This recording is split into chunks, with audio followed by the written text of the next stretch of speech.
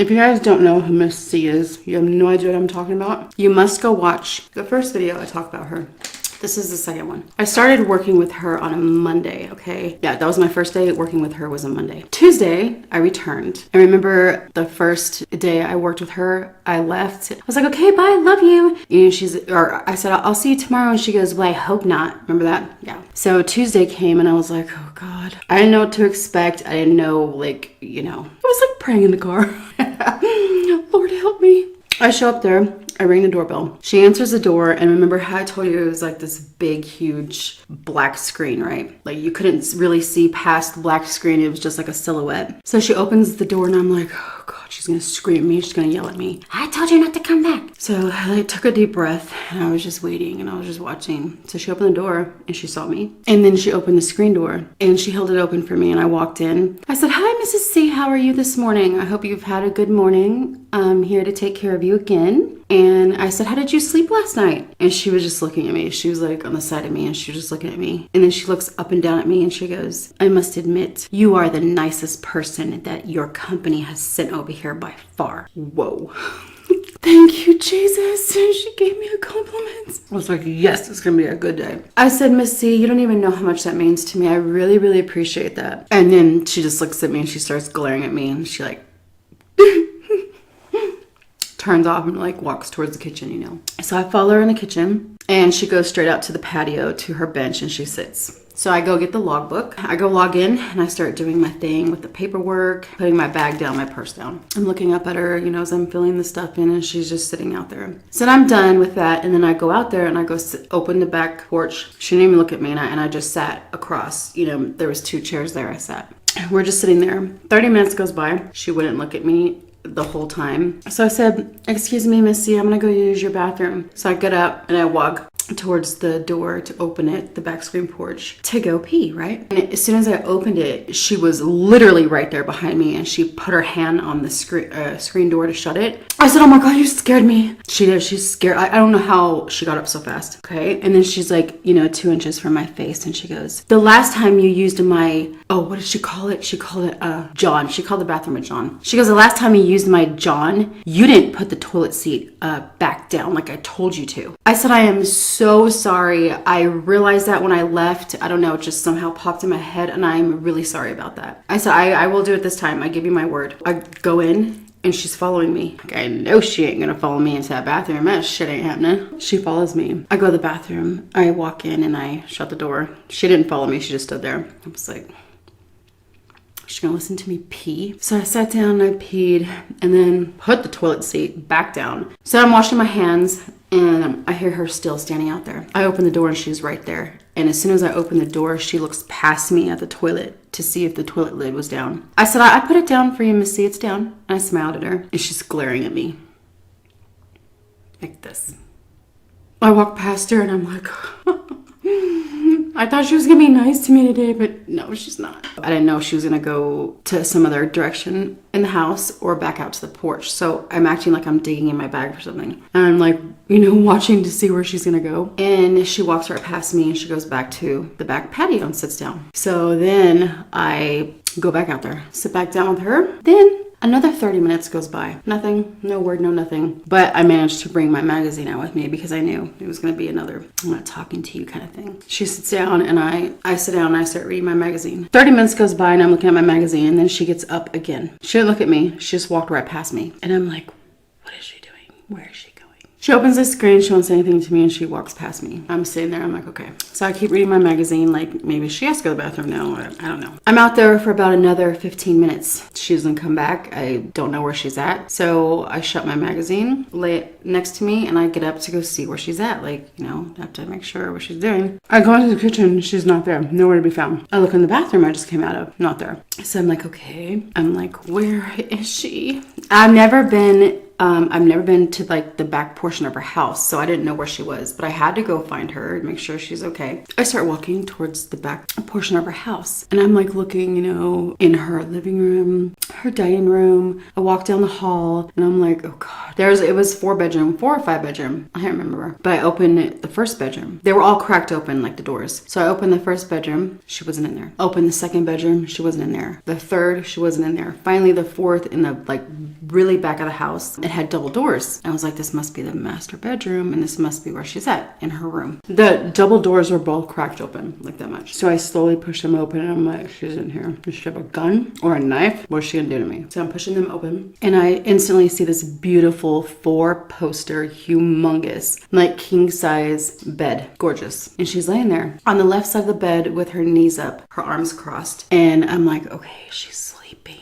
Wow. But then I was like, I have to make sure she's sleeping. You know, she's 89 years old. I walked over there, tiptoed over there because I didn't want to wake her up. You know, oh God, please stay asleep. I walk over there and I like, you know, lean over just enough to see her stomach and her chest to see if she was breathing. And she was breathing. I was like, okay, good. Thank you, Jesus. I turn around, I'm tiptoeing out. And the next thing I hear is, well, knowing you have 6 kids, I guess you're used to sneaking into bedrooms, aren't you? Oh. What? I turn around and I said, oh, you're funny. I said, oh, really? I said, no, I just was going to check on you to make sure you're okay and where you're at. Because you didn't tell me you're going to go lay down. You need to tell me when, you know, you're going to go somewhere or do something. She's just glaring at me. And I'm seriously laughing in my head. I'm trying not to laugh out loud because of what she just said to me. She didn't forget I had 6 kids. Apparently not.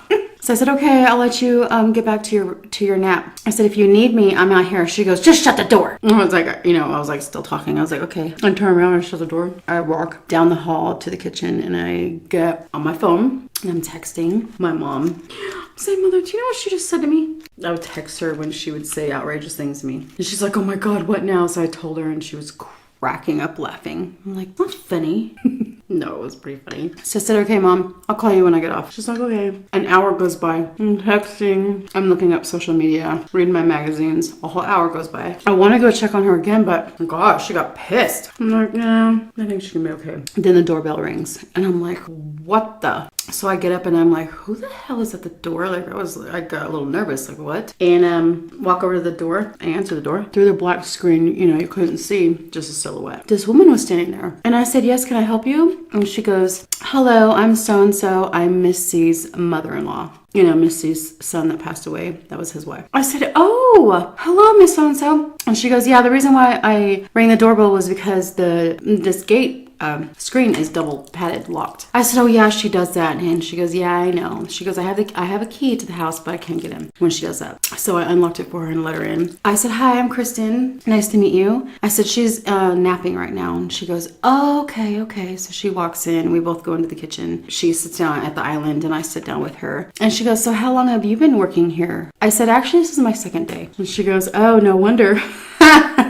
So she started telling me about her, you know, a little more. And she's like, I called your company on the way over here and your boss informed me that they were going to let you know what's going to happen tomorrow with her every Wednesday. I said, oh, okay. And she goes, but I just told him I was on my way over there anyways, so I will talk to you and let you know about it. I was like, okay. So she goes, every Wednesday she has a hair appointment. Whoever is taking care of her that day needs to go with her to her hair appointment. I said, okay. So she's explained that to me. And she goes, has she been mean to you? I said, yeah, a little, you know. She said, I'm sorry about that. You know, it's really difficult. This is actually the 3rd company we have gone through to get somebody to take care of my mother-in-law because nobody will take care of her. Nobody will work with her because she's just so mean. I was like, are you serious? She goes, yeah. She goes, we get let go by companies because she is abusive to the caregivers and she's just nasty. And she's like, I'm literally the only person in her life that can take care of her. Oh, and she goes, and I work so much so I can't do it. So that's why I hired you as company. I said, oh, okay. So we're just talking. And so I'm getting to know a little bit more about her. You know what I mean? She goes,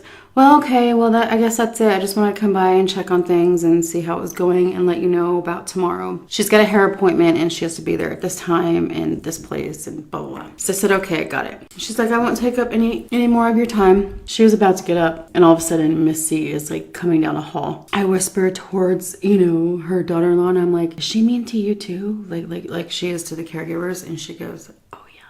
She's mean like that to her entire family. I was like, okay. So then here she comes around the corner and she glares at her mother-in-law like she glares at me all the time. And she's just like, what are you doing here? She stands up. She goes, oh, well, I just wanted to come check on you and talk to Kristen and tell her you have a hair appointment tomorrow. So don't forget. And then she goes, okay, well, we'll see you. And then like she just leaves and I'm like, don't leave me with her. I'm just kidding. So she's standing there, just staring at me. She's like, did you call her over here? I said, no, I did not. I said, she just showed up. I said, I've never met her before. I didn't even know you had a mother-in-law.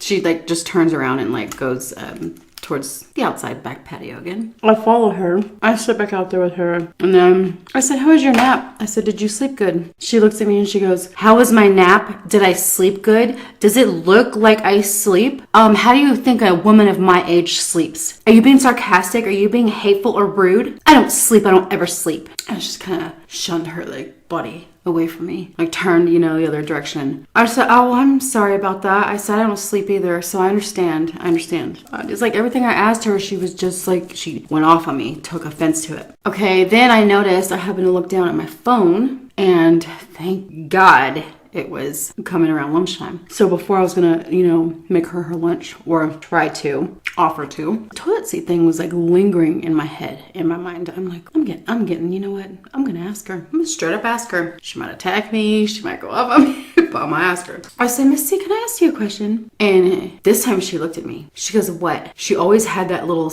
like, I'm not, just snotty attitude when she would talk to me. What? I said, how come you prefer the toilet seat to be down? Not a seat lid. I keep saying seat. Then she goes, are you blind? She goes, do you not notice anything around you? And I was like, what? I'm thinking, there's no men here. Like, what the hell? There's no small babies that can fall in the toilet and drown. I'm like thinking of like, what am I missing? So I'm looking around me and I'm like, I don't know what she's talking about. She said, I used to have a cat. Don't you see the cat food trays? Don't you see the cat pad scratcher, little gym cat thingy?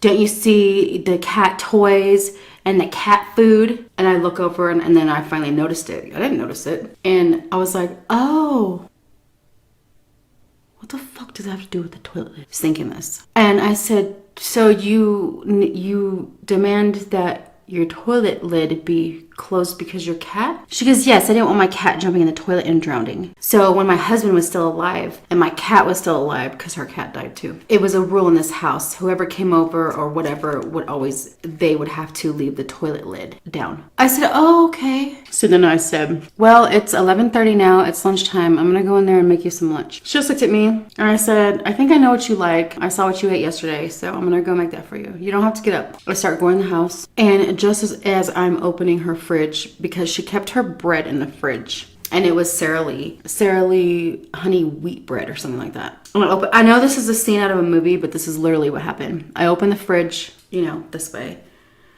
and the fridge is like right here. So I'm reaching in, I'm grabbing the bread, and as I pull the bread out and I shut the fridge door, there she is standing right there. And I jumped again. I'm like, oh my God, you scared me. I said, you have to quit doing that to me. And I started like chuckling, like laughing. That movie, this is what Miss C looks like. You guys want a mental picture. The movie where the two kids go to visit their grandparents. It turns out not to be their grandparents. It wasn't their biological grandparents. The mother sent them off anyways, and then that granny was a psychopath, and so was the grandfather. That lady in that movie, that's exactly what she looked like. I'm not even kidding you. That's how tiny she was, and that's exactly what she looked like. Actually, I think she might be a little tinier than that woman. The Visit, I think it's called. That's what she looked like, guys. Okay, so I slammed the fridge door, and there she is, and it scared me, and I jumped and everything. She yanks the bread from me, like yanks it, like a toddler at daycare with another toddler. I'm not kidding you. And snatches it out of my hand, and she goes, I told you I'm very well capable of making my own lunch. Now go sit down. I'm like, dismissed. I said, okay. So went and sat down. She was making her lunch. I'm sitting there at the island, pretend to read my magazine. I was scared. She's gonna stab me with a freaking knife or something, or a fork. I'm like this, but I'm kind of looking up at her, you know, at the same time, pretending to read my magazine. You know how tiny those Sara Lee bread slices are? They're not big at all. And especially when you cut it in half, they're really tiny. So the sandwiches were like, about like, maybe like that, and just tiny little sandwiches. And she put one piece of bologna, Swiss cheese, one slice of Swiss cheese, and that was it. Mayonnaise. That was her sandwich. Those cheesy ruffle chips, about 4 or 5, and then half of a macadamia nut Pepperidge Farm white chocolate cookie. Every single day for 4 months. This is what this woman ate once a day, except her hair appointment days, and I'll get to that. But oh God, that's for another story time. The next one coming up, because yeah. But she's standing there, and she did not have Parkinson's disease because she's been checked several times, and the doctor said no, she does not. She had what was called tremor syndrome. Her hands would just shake really, really bad. So she was trying to get the butter knife in the mayonnaise, right? And she couldn't do it because her hands were shaking so bad. They were like this. So like the butter knife was going out this side, this side, this side, this side of the mayonnaise jar. She was trying to get it in, but she couldn't. She was shaking too bad. I said, Miss C, let me please help you with that. I said, I can spread the mayonnaise for you. I am not making this shit up, you guys. This lady was something else. And she goes, no thanks. I see you're better at spreading something else. I'm like, that's it. I'm calling the cops.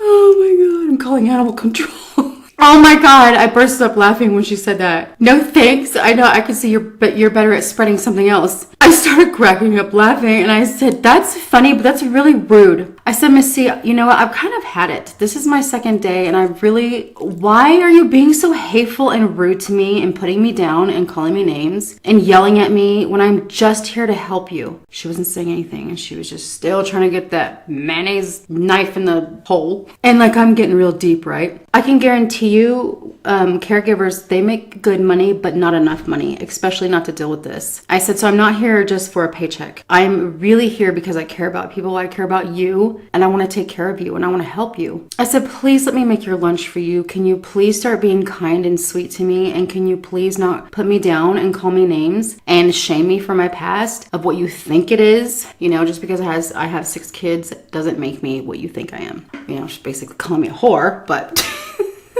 whatever.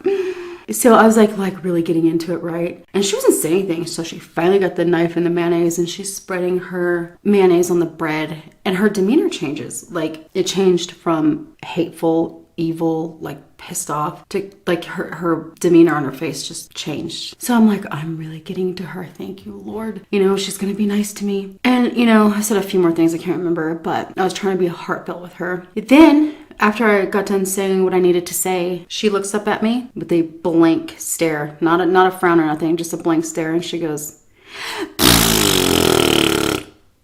and she's just staring at me, and then she goes, I don't care about your sob story. And then she what the fuck? I wanted to just work. I was in shock. Like, I was expecting her to be like, I'm sorry, I apologize, but I get in bad moods sometimes. You know, something like that. No. Or just a simple like, I'm sorry, you're right. No, she just goes, that's it. Then she takes her plate and she like walks off, and she goes to the back patio, and I'm rolling. I'm laughing so hard. And I'm thinking, this bitch.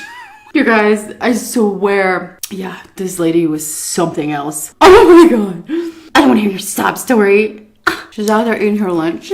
I text my mom and I said, you're not going to believe what she just did to me. So I'm like, that's it. I'm not going out there. Screw it. I'm not going out there. I'm sick of her abuse. This is only the second day and I have 4 months. So I'm like, no, I'm going to sit here at the bar and just watch her through the window. That's what I'm going to do.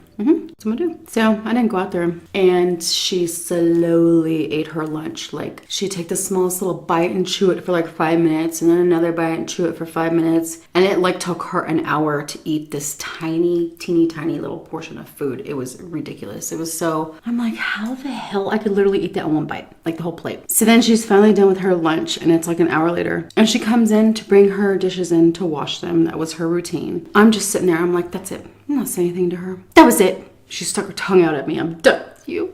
done with you. I didn't even look at her. She walked in. I'm just reading my magazine. And then, you know, this time I was really reading it because I was pissed. Like, I just poured out my heart to you and you spit at me. You stuck your tongue out at me. That's where I draw the line. So she started washing her dishes and her back's to me. And I'm like, and you guys, this lady, she was just as mean to her husband and her son. I was thinking maybe, you know, bless her heart, she's this mean because she's so upset and bitter. She lost her husband and her son. That would make anybody mean. Like, so that's what I was thinking, but I forgot to mention this. I asked her mother-in-law before she left. I said, did she turn this mean after the loss of your husband and her husband? And she said, no. She has been this mean for a few years now. And actually, the older she's getting, the meaner she's becoming. And even on her husband's deathbed, this is what her mother-in-law told me. Her husband was literally dying. The son was in there. The husband passed before the son. So when the husband was literally on his deathbed, he said to his son, literally with his last breath, he said his name, so-and-so, come here. He grabbed his hand and he said, for as long as you shall live, please don't give up on your mother and always take care of her and have patience with her. He said, I will, Father. And that was like his last words, and he passed. He died because she was that mean even to them. It had nothing to do with her husband and son passing. That is what made her this mean. No one knows. Nobody knows. Doctors said she's very healthy, mentally, physically, and she was becoming this mean before her family even passed. So I'm sitting like this, like on her little bench to her island. My legs are crossed. Well, I'm gonna pretend this is my magazine. I'm like this, with my legs are crossed, you know, and I'm just like, just kind of look at my face like, whatever, I'm not talking to you anymore. She turns around and she's staring at me. I could see her. And she's literally standing there for probably about 15 seconds before I finally like lower the magazine and I look at her. I said, is there something I can help you with, Miss C? And she goes, look at you sitting over there like a supermodel. Your pretty hair, your pretty makeup, your pretty nails, sitting over there like you don't have a care in the world. She goes, wow, must be nice to be you. And then she goes, she didn't have long hair. She had short hair, really short hair, but she, you know, she was acting like she was flipping it. And then she just like flipped her head and she rolled her eyes at me and she walked off. I'm like, was that a compliment? Fuck no, it wasn't. So she goes back out there and then she starts doing her laps around the pool. I'm just like, you know, I'm a little concerned about her jogging around the pool. She's 89 years old. And so I walk out there, even though she's so hateful to me. I walk out there and I said, Miss C, I need to ask you a question. You know, as she's running by me, I'm looking, jogging by me. I said, I need to ask you a question. I said, can you swim? She stopped dead in her tracks of her jog. And she comes charging at me. Not charging, not jogging towards me, but like walking fast. I have my magazine in my hand still. I'm like, I will slap you with it. I said, try something on me. No. She comes up to me and gets in my face again and she goes, I'm the wife of a general. And do you see this pool? And you're asking me if I could swim? What do you think our gatherings and our parties consisted of? Obviously, you know, yeah, you guys were right. It's called a decanter. She goes, you see the decanter in there is almost empty because our guests love to drink and they also love to swim. And I always swim with my guests. I know how to swim better than you do. And she like turns around and she continues jogging. Okay, fine. You fall in that pool, that's it. You can get your ass out. By yourself. Because I was concerned she's going to fall in and drown. I didn't know. So I turned back around, went back in the house, sat down at the island, got on my phone. I'm like, all right. Looked up at her every now and then as she was continuing her laps. After her laps, she does her aerobics. You guys know how she does her aerobics. I already showed you. And she, like, I'm like, that's it. I'm going home and I'm going to start running. I'm like, I just felt so lazy and just gross. You know what I mean? Because she's super teeny tiny. And she's like exercising and I'm just sitting there. And I just felt like, oh God, she's making me feel gross. Like I need to do something. After her laps and her cardio, whatever you want to call it, she lays down on the bench and falls asleep. And that's where she stayed sleeping on that bench till my shift was over. 3 o'clock was coming. It was like 5 till or something like that. So I got up and I walked over to her. I opened the screen door and I was like, if I wake her up, she's probably gonna charge me and she's gonna attack me. But I have to wake her up and tell her I'm leaving. I was like, how do I do this? Do I whisper to her? I don't want to scare her. Do I just say her name? Do I touch her? If I touch her, it's probably gonna scare her. I walk up to her. She heard me come in her room and what she said to me, So I said, Miss C, like really, you know, I didn't want to touch her because I knew I was going to scare her. So I like whispered her name, Miss C, Miss C. I think I said it 3 times. And then she finally goes, what? And I said, I just want to let you know my shift's over and I'm leaving now. And she goes, good, you can see yourself out. I'm like, okay, can I do anything for you before I leave? No, you can just leave. Turn around. I said, okay. As I was opening the screen door to the back, you know, porch to go in the house, I said, I'll be here in the morning to take you to your hair appointment. She's just looking at me. She didn't say anything. She didn't say this time, don't come back, or I hope not. She just glared at me. I said, do you want to come lock the door? So you'll be safe while I'm gone. And she goes, after you leave, I will get up and lock the door. I said, I love you. I'll see you tomorrow. You guys, every day for 4 months, no matter what she said to me, what she did to me, how she treated me, I literally told this woman I loved her every single day of the end of my shift. I don't know if she didn't give 2 shits about it, or maybe deep down inside it really made her feel good. Maybe she was just so lonely. She became very bitter. I don't know. I did every single day, 4 months. I never missed when I was leaving to say, okay, I love you. My shift was over and I left. Wait till you hear about the hair appointment story.